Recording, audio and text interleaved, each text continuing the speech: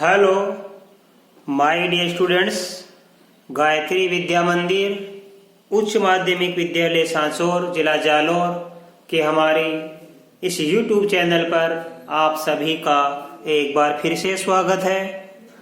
प्रिय विद्यार्थियों, मैं अनिल कुमार सोनी, कक्षा 9, विषय गणित, अध्याय 14 सांख्यिकी, इसकी प्रश्नावली 14.4 का सवाल नंबर आज 4, 5 और 6 आपको हल कराऊंगा। और इसके साथ ही आज हमारी प्रश्नावली 14.4 कंप्लीट हल हो जाएगी। तो देखो बच्चों, इसमें सवाल नंबर पहले मैं 5 बता रहा हूं आपको, क्योंकि ये महत्वपूर्ण सवाल है। इस टाइप का सवाल परीक्षा में आया हुआ है और आपके आ भी सकता है। इस टाइप का सवाल आप सीखना।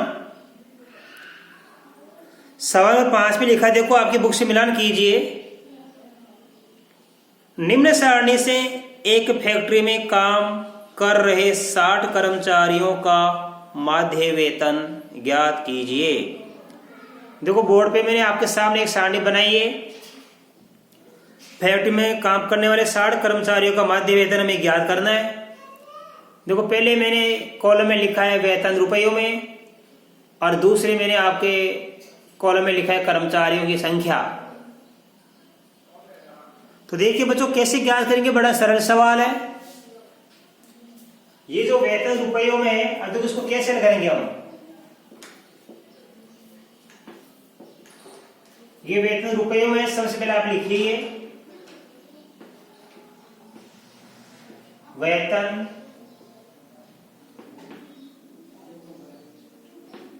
रुपयों में। इसको हम बोल सकते हैं प्राप्तांक। और दूसरे स्तंभ में लिखा है कर्मचारियों की संख्या।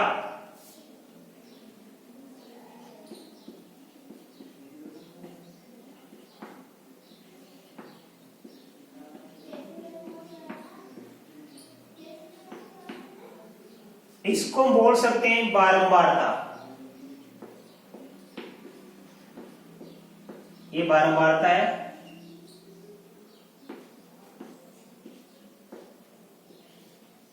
तो पहले खाने में वेतन रुपयों में लिखेंगे, वैसा का वैसा कर्मचारियों की संख्या बारंबारता है, वैसा का वैसा लिखेंगे। अब हमें क्या करना है, यहाँ पे एक नया खाना बना लेना है और इन दोनों को गुणा कर देना है, यानी प्राप्तांक और बारंबारता का गुणा कर देना है। प्राप्तांक का गुणा किससे कर देना बच्चों, बारंबारता से कर देना बस।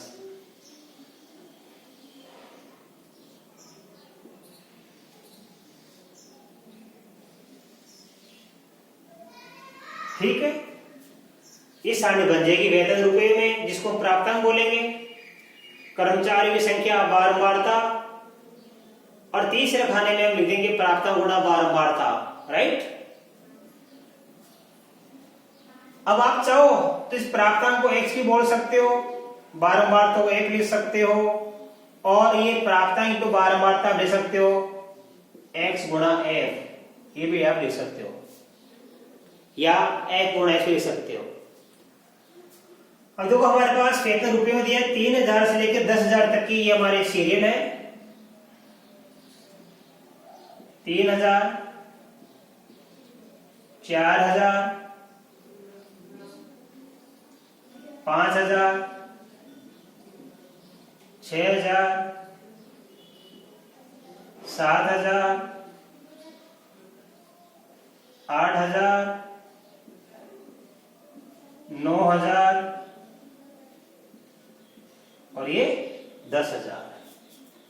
अब कर्मचारियों की संख्या देखो, 3000 की सैलरी, 3000 वेतन 16 कर्मचारियों का है, यानी 16 कर्मचारियों को वेतन कितना मिलता है, 3,000।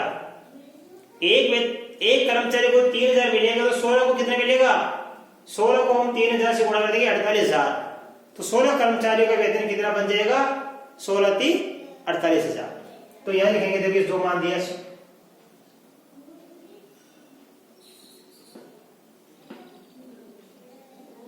यहां लिखेंगे 16, ये जो संख्या दे रखी है 12, फिर कितना 10, फिर 8, फिर 6, फिर 4, फिर 3, फिर 1।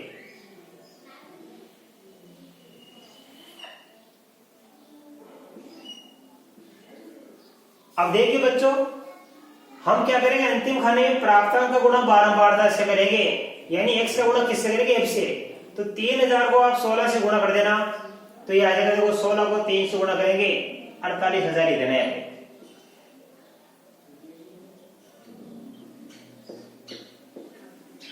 12 को 4000 से गुणा करेंगे 48,000। 10 को 5000 से गुणा करेंगे 50,000। 8 को 6000 से गुणा करेंगे 48,000। 6 को 7000 से गुणा करेंगे 42,000। और 4 को 8000 से गुणा करेंगे 32,000। 3 को 9000 से गुणा करेंगे 27,000। 1 को 10,000 से गुणा करेंगे 10,000। तो 16 कर्मचारी को 3000 के हिसाब से मिलेगा 48,000 रुपए का वेतन। 12 कर्मचारी ऐसे जिनको 4-4 रुपए मिलता है तो उनको मिलेगा 48,000।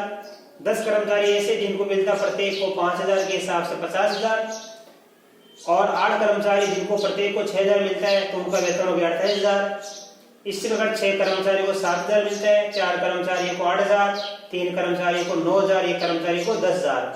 तो इनका मैंने कुल वेतन क्या कर लिया, 16 कर्मचारियों का कुल वेतन 48,000 रुपए, 12 कर्मचारियों का भी 48,000 रुपए, 10 कर्मचारियों का 50,000 रुपए, 8 कर्मचारियों का 48,000 रुपए, 6 कर्मचारियों का 42,000 रुपए और 4 कर्मचारियों का 32,000 रुपए, 3 कर्मचारियों का 27,000 रुपए और 1 कर्मचारी का 10,000 रुपए हमने ज्ञात कर लिया।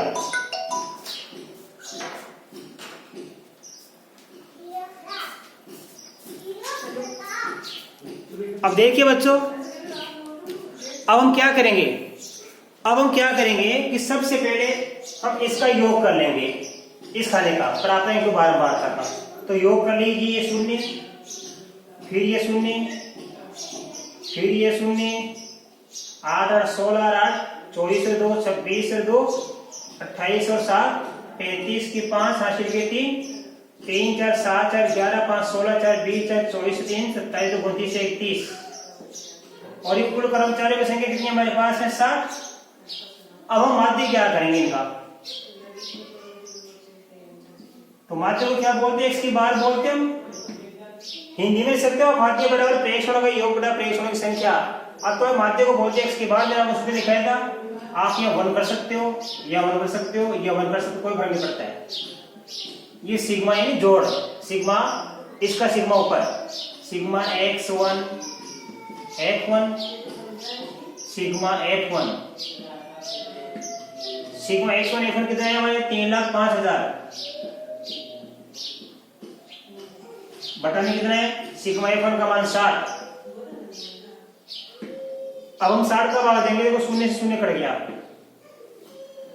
अब हम 6 का भाग दे देंगे, 30 से 6 का भाग जाता 5 बार, 5 में जाता नहीं, भाग टूटती 0, फिर 50 जाएगा 6 8 48, बच गया 2, फिर 0, 8 दूनी 6 3 18, बच गया 2, फिर 6 3 18, बच गया 2, फिर 6 3 18। भाग देके देखना आप, तो ये भाग देने पर आ गया 5,083 रुपए और 33 पैसे। तो यहाँ पे प्रति कर्मचारी का माध्य वेतन कितना प्राप्त हो गया, 5,083 रुपए 33 पैसे माध्य वेतन हमको प्राप्त हो गया। ठीक है बच्चों, अब देखिए हमारा सवाल नंबर 14। सवाल नंबर 14 बड़ा ही सरल सवाल है। इसमें लिखा है कुछ आंकड़े हैं, इन आंकड़ों का हमको बहुलक ज्ञात करना है। तो चाहे बहुलक माध्य माध्य कुछ भी ज्ञात करो, सबसे पहले आप इन पदों को आरोही क्रम में दिया करो, मैंने आपको बता रखा है। तो बड़ा ही सरल है, पदों को आरोही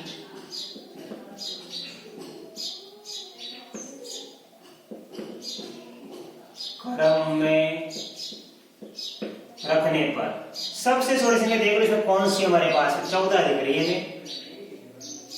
अब 14 कितनी बार, 1 2 3 4 बार, 15 इसमें है नहीं, 16 इसमें है नहीं, 17 इसमें है। कितनी बार है 17, एक बार है। अब 18 लिख दीजिए, 18 कितनी बार इसमें, 1 2 3 बार। 18 के बाद देखो 19 है क्या इसमें? नहीं हमारे पास। 20 नहीं है, 21 नहीं है, 22 है और 23 भी हमारे पास में, 25 भी है हमारे पास में। देखो 23 के बाद मेरा 25 और 28 भी हमारे पास में। अब गिनती कर लो कितनी संख्या पूरी? 1 2 3 4 5 6 7 8 9 10 11 12। 1 2 3 4 5 6 7 8 9 10 11 12 हो गई।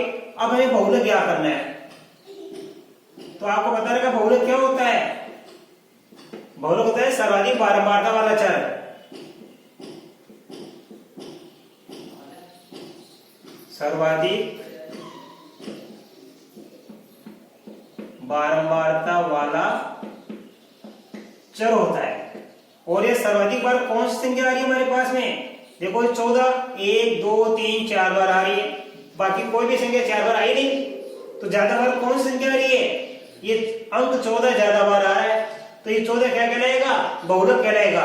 तो बहुलक बराबर क्या प्राप्त हो गया हमको? ये 14 प्राप्त हो गया। इन आंकड़ों का बहुलक हमको 14 प्राप्त हो गया। क्योंकि बहुलक किसे कहते हैं?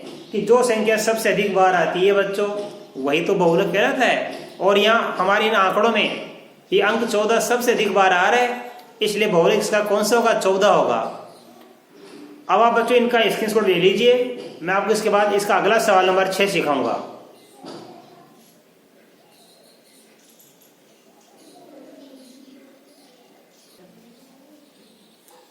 अब देखिए बच्चों इसका सवाल नंबर 6 अच्छी तरह समझना। इसमें लिखा है निम्न स्थिति पर आधारित एक उदाहरण दीजिए।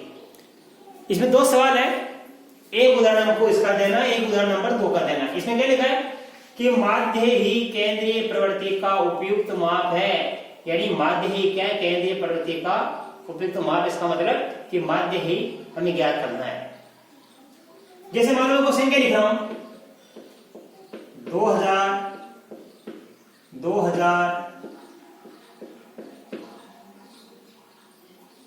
या मान लो या 12,000 कर दिया मैंने, और यहां कर दिया मैंने मान लो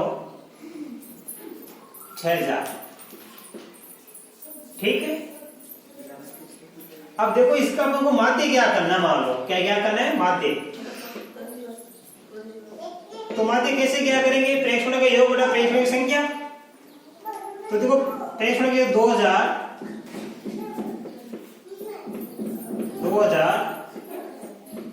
12,000 और ये 6,000।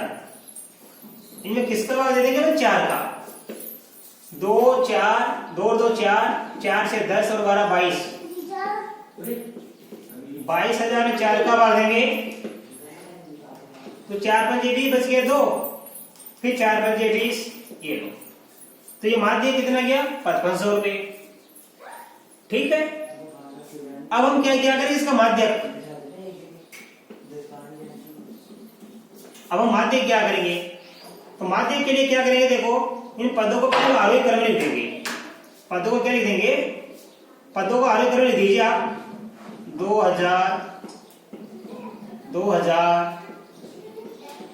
6,000 12,000। राइट। अब माध्य का मान होता है 20 का पद, मध्यमान। तो ये 4 पद है, 20 के 2 पदों को जोड़ देंगे और 2 का भाग दे देंगे हम। राइट। तो देखिए अभी इन 20 के 2 पदों को जोड़ देंगे हम और 2 का भाग दे देंगे। 6 2 8,000। 2 का भाग देंगे तो कितना आएगा? यहाँ पे 4,000। अब देखो बच्चों यहाँ पे हमको माध्य कितना प्राप्त हो? 5500 रुपए। राइट। तो 5500 क्या है कि हमारे पास में 6,000 के ज्यादा नजदीक है। देखो ये जो बार है ना बड़ी राशियां, इनके ज्यादा नजदीक।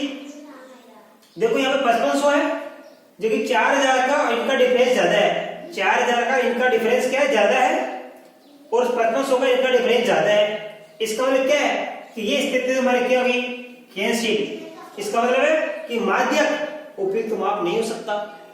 और इसका मतलब क्या है? ये 5500 इनके ज्यादा नजदीक है नहीं है, तो ये स्थिति क्या हो गई? इसका मतलब ये माध्य क्या हमारा उपयुक्त माप है। हमने एक ऐसा सवाल की संख्या बना के देखी कि जिसमें माध्य क्या है कि हमारे पास में किसके नजदीक आ रहा है, इन दी की संख्या के नजदीक आ रहा है, इनका डिफरेंस कम है, तो ये माध्य क्या गया, इसको उपयुक्त माप हो गया। और ये माध्य क्या डिफरेंस ज्यादा है, तो ये माध्य हमारा उपयुक्त माप नहीं है। अब यहाँ पे क्या करना है हमको, माध्य केंद्रीय प्रवृत्ति का उपयुक्त माप नहीं हो सकता। अब देखो हमको क्या दिखाना है, माध्य का डिफरेंस ज्यादा दिखाना है और माध्य का डिफरेंस कम दिखाना है। जो कैसे, मान लो कोई संख्या हमारे पास में 2000 मान लो 50,000। अब इनका ही हमको क्या करना, मान लो माध्य क्या करना है, तो माध्य कैसे क्या करेंगे, प्रेक्षणों के योग बटा प्रेक्षणों की संख्या, 2 और 2 4 2 6, ऐसे समझ में, 2 2 4 2 6 50 कितने के 56,000 किसका भाग देंगे, 4 का, तो ये आ गया 14,000। अब बताओ ये 14,000 इस 2,000 के नजदीक है क्या, ये 14,000 अभी 2,000 की जगह मान लो हमारे यहाँ 3,000 आ जाता या 4,000 आ जाता या 5,000 आ जाता तो भी इनके नजदीक कह रहा था। अब कहां तो 2,000 होता है, कहां 14,000 होता है, तो काफी डिफरेंस हो गया। तो यहाँ पे क्या, ये जो हमारा माध्य प्राप्त हुआ इसका इन संख्याओं से क्या हो रहा है, डिफरेंस क्या प्राप्त हो रहा है, हमको बहुत ज्यादा प्राप्त हो रहा है। तो ये स्थिति तो उपयुक्त नहीं है, अर्थात माध्य केंद्रीय प्रवृत्ति का उपयुक्त माप नहीं है। अब देखो हम इसका क्या किया कि माध्यक, तो माध्य ज्ञात करने के लिए वो तरीका, सबसे पहले पदों को आरोही क्रम में लिखो। ये तो आरोही क्रम पहले से दे रखा मैंने, ये देखो आरोही क्रम है, ये 50,000,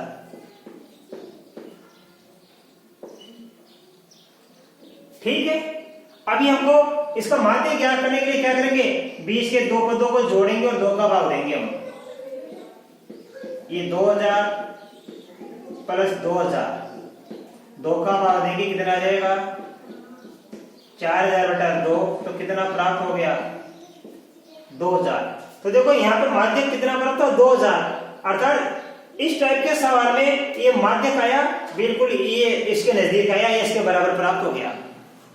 ऐसा यदि मालूम है 3,000 कर दूं तो ये 3,000 2 5,000 देगा, 5,000 2 का बाद देगा 2,500, तो 2,500 भी इसके नजदीक ही आता है। अर्थात जो उत्तर हमारे दी की संख्या के नजदीक आता है वो उपयुक्त माप होता है, और जिसका उत्तर जो हमको प्राप्त किया वो इसकी संख्या के नजदीक प्राप्त होता है, यानी डिफरेंस ज्यादा प्राप्त होता है, तो वो उपयुक्त माप नहीं है। तो यहाँ पे 2,000 क्या आ रहा है कि 2,000 इन संख्याओं के नजदीक आ रहा है, इसलिए ये क्या हमारा एक उपयुक्त माप है। अर्थात इस सवाल में कि माध्य केंद्रीय प्रवृत्ति का उपयुक्त माप नहीं है, जबकि माध्य केंद्रीय प्रवृत्ति का उपयुक्त माप है। और यहाँ पे क्या है, यहाँ पे माध्य हमारे केंद्रीय प्रवृत्ति का उपयुक्त माप है और ये माध्यक केंद्रीय प्रवृत्ति का उपयुक्त माप नहीं है। तो सवाल की संख्या भी डिपेंड करता है कि माध्य या माध्यक में से किसका मान दी गई संख्या के नजदीक आता है या उनका डिफरेंस कम होता है, वही उत्तर उपयुक्त होता है। इस प्रकार बच्चों आज हमारी प्रश्नावली 14-4 फिनिश हो गई। इसके बाद में आपको कल अगली प्रश्नावली की शुरुआत कराऊंगा। तब तक के लिए सभी को बहुत बहुत धन्यवाद।